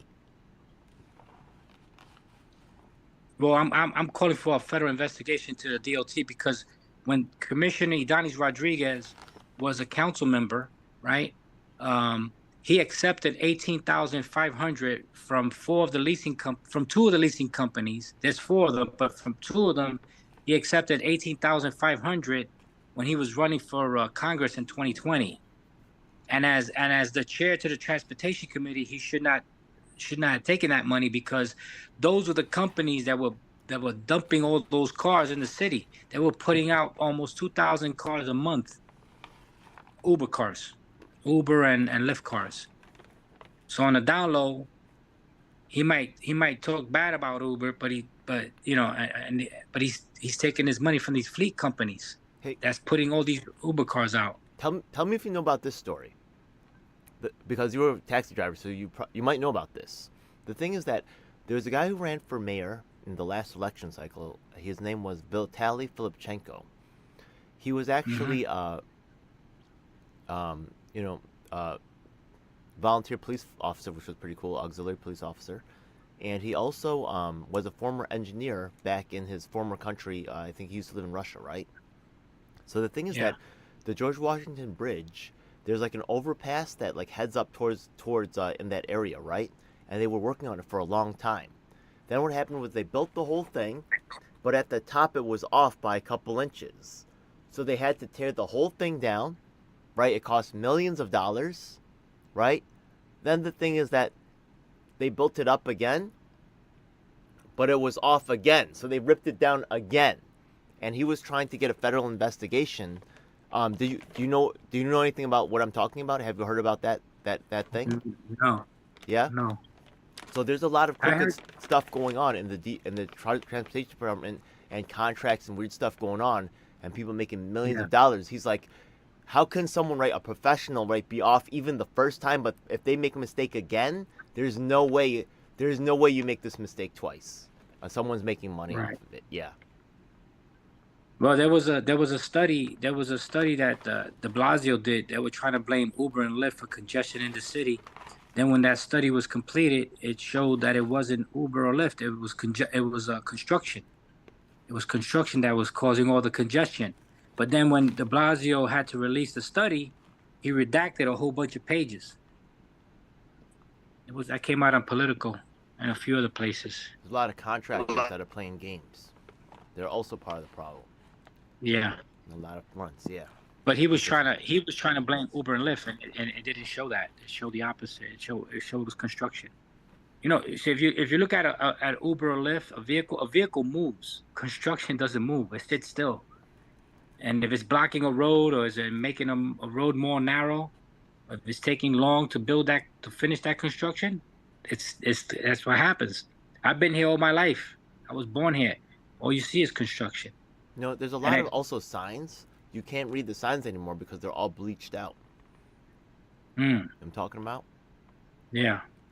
Yeah. There used to be the street signs. You know, when you look at the street signs in the corners to know where you're going, left or right, or if it says 28th Street or it says Lexington, those signs were in every single corner. So when you're in the intersection, it was in every little corner. Now it's less. They put less signs up. It's hard to find those signs. I'm sorry, it's a little on the dark side over here. No, it's all right.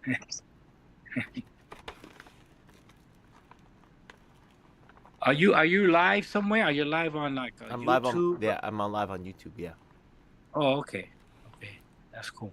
I actually do like a lot of activism for like right now I'm helping some wrongful convicted guys. So, but actually one of the cats who were protesting won in a landslide. So, we have our own electioneering issues that we have to deal with. Okay. Well, there's elections coming in November, but I think everybody that won the primary is gonna probably win in November. That's how it is. Yeah. New York is pretty woke. New York. Yeah. We wanted Lee. We voted for Lee Zeldin, but he lost. Oh well. Yeah. I think he was against congestion pricing. He was definitely against it. You know, that's something that I said at the city council. I said our council members need to be more vocal on congestion pricing because everybody's quiet. I said, if you're for it, we want to know. If you're against it, you need to speak up. It's been proven to fail. It's already proven failure. Yeah. But New Yorkers don't want it. The thing is that they're gonna force it on us. And I confronted the president to the MTA. I confronted him.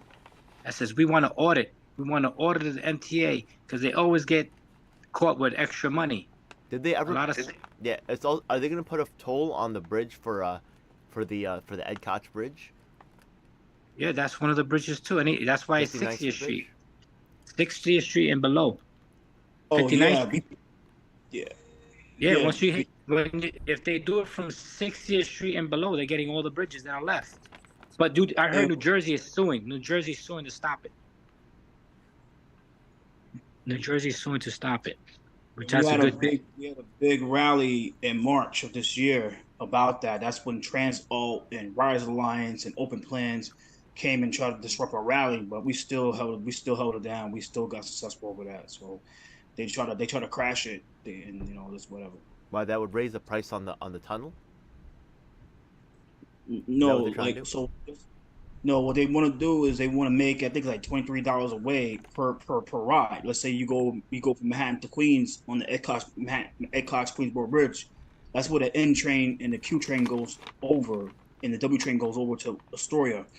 You got to pay $23 to go over. That's from Brooklyn to Manhattan to Queens. That would be horrible. Oh, $23? What? Yeah, but they say $23, but it's not gonna be $23. So they say it passes, and they keep saying between $9 and $23, and it winds up being $10 or $12. Then people are gonna be like, oh well, at least it's not 23. You know what I mean? It's like they're setting them up. The real price that they want, they know it. They already know the real price, and then maybe throughout the years they'll get to 23. But they can't start off at 23. That's ridiculous. But we're against congestion pricing because if the driver comes into the city and you're a passenger, you got to pay for that toll. The driver's going to lose the tip. I just paid, $15 to go into the city plus the fare. I'm not going to tip the driver. They got to save somewhere. It's horrible. This is crazy. I used to drive. Don't do it. Yeah. Okay. Transalt is for congestion pricing. There's a senator in Brooklyn that I'm trying to get him to give us a letter of support to exempt the taxi driver, and he's ducking me. So I might have to go outside his office and protest. I already went outside his office and did some videos, but now I gotta put him on blast. And the thing is that he moved. He moved from his office on a street level storefront to an office in the building with a higher floor. So I would have to do it from outside. And What do you know about Emily Gallagher? not much. I heard her name, but not much. Okay. Is there some, which politicians work the most with Transalt? Do you know? Do they have like kind of like a favorite? Go ahead. A favorite. Yeah, Gernardus. Senator Andrew Gernardus. Yep. He's the favorite. He's always with him. Yeah. Okay. Gernardus, and now Jemani's been coming out a lot because, you know, Jemani has been hit with 28 camera tickets. Oh, yeah, I heard about that. What's up with that? Well, they tell me he doesn't have no more tickets, but he also doesn't have a car anymore, so he's not going to get no more tickets. But I think Transalt is kind of like maybe shaming him a little bit to come on out.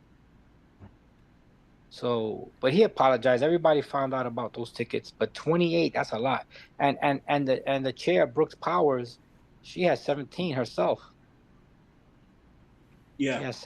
She has 17. And I can understand why, because she lives in Far Rockaway, so she's always rushing to get to the city. So if I look at Gennardus, his district is Bay Ridge, Diker Heights, Bensonhurst. That's not really a strong, like, biking stronghold, is it?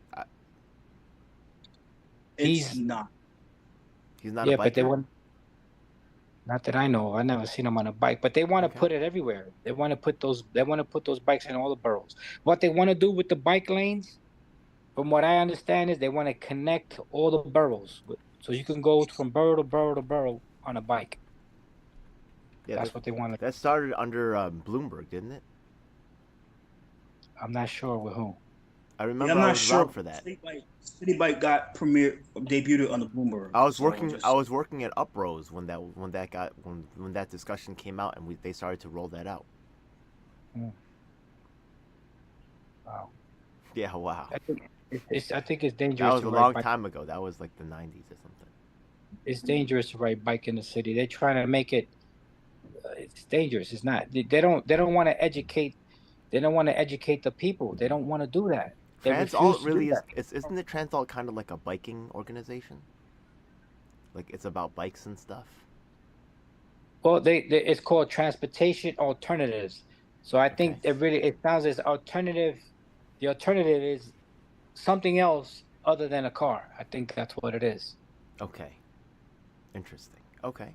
So they might be for bikes and maybe scooters and maybe even roller skates. Who knows? But they're definitely anti-car. Okay. And we're trying to find out if Danny Harris has a car of his own. That's what we're trying to find out. And we I forgot to tell Reynoso, the borough president from Brooklyn, that he should get rid of his car. And his wife should get rid of her. His wife should get rid of her car too. Everybody in your family, you want to lead by example. Get rid of your car. These guys don't understand. An 80-year-old can't be on a bike. You need cars. All forms of transportation are important. America invented the vehicle, and now we want to get rid of it. That doesn't make sense. I could see on both sides. I used to live in the neighborhood, but the thing is that it's not so bad because there already is kind of like a bike path on that bridge, and then once you do that, you can kind of like veer off into the community. But yeah, sometimes if you do need to go down McGuiness Boulevard, I think there's cars parked on the side of McGuiness Boulevard. Am I correct? Yes. Mm-hmm. Yeah, so they might actually get rid of that parking. We'll see if that happens. Well, no, they got to redo it. They got to redo the whole thing. They wanted to move those vehicles out, and where the cars are at, that's where they'll put the bike lanes. So they call that protected bike lanes. Yeah, I think that's what's gonna happen. Yeah, so not yet. Because they got to redo the plan. Because Mayor Adams, he backtracked. Yeah.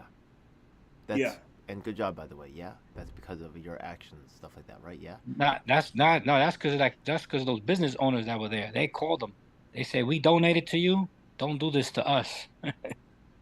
Yeah, They're gonna lose all their parking, right? Yeah, that would be a horrible. Yeah, it's But already a difficult to find. Transalt shouldn't have all that power. It's not. It's just ridiculous to have. You're a non-for-profit, and then at the same time, you don't care about bike helmets. I think bike helmets is a critical thing. It's a critical. Skydivers wear helmets. Skydivers wear helmets. There's all kinds of people that wear helmets for safety reasons, and they don't want to do that because it's gonna affect people using city bike. That's what it's gonna do. People are gonna say, "Well, I don't want to pay for the bike, ride the bike without a helmet, and then wind up getting a ticket. It's going to be very expensive." That's Well, what's you going know, to at happen. least maybe for the motorized ones, right? Yeah, they have the revels and stuff, right? So Yeah, those are. Well, listen, there was a reporter, Nina Kapoor from ABC. She was on she was on a revel. She was a passenger. She fell off. She hit her head and she died. She was 26 years old. I brought that up at a council hearing to Brooks Powers, and I told her, Nina Kapoor. She was 26. yeah, 26 well, years old, and she didn't have a helmet on. That's when they kind of paused the. It was all over the media. They paused the revel for like 10 days or something like that, and they did something where you have to take a picture and before you started and a training, and then you could put your helmet on. I still see people riding them without helmets. They're not safe. Those things are not safe. Yeah. all right. So okay, all right. So yeah, was your other friend be able to make it, by the way, Chris, or he's not available? No, he's not available. He's on the train, so I Okay, mean, that's cool. it's like All right, so I think I'm pretty much good. Yeah, I think that was a good episode. Anything else you guys want to talk about? basically, nothing else at all. But thanks for coming on, NYC. I appreciate it. I think we'll end the show here because I think we're all tired. Yeah. And Thank you, thanks for thank coming you. on, bro. We had to do a redo, but thanks to that. Shout out to Nick. The Nick put a comment on our live, so we see we put. Shout out to Nick Martinez for catching. He gave me a text like, "Hey, this is not working." I was like, "What?" Yeah, thanks. Appreciate Yeah, it. so Yeah. he said, as I said before, Robert Vera is a hero. Great job, three of you. Great live at the time. So thanks to Nick for that. Thanks to Nick for that comment. I appreciate it. I'll tag you in the thing when it's over. But thanks for coming on and want to see, Raul. We had thanks Thank for you. I coming out. appreciate for the invite. Thank you for the invite. We'll be there Wednesday. I'll be there Wednesday. It was 11 o'clock. What street? Le- 33rd. What's that? 33rd Street. Yeah, 33rd. All right, And cool. it's 33rd and Hudson Yard Boulevard. All right, cool. I'll be over there. I'll make sure that. Cool. I'll be there. All right. All right, guys. Thank you, guys. Appreciate it. Thank you. I'm gonna hit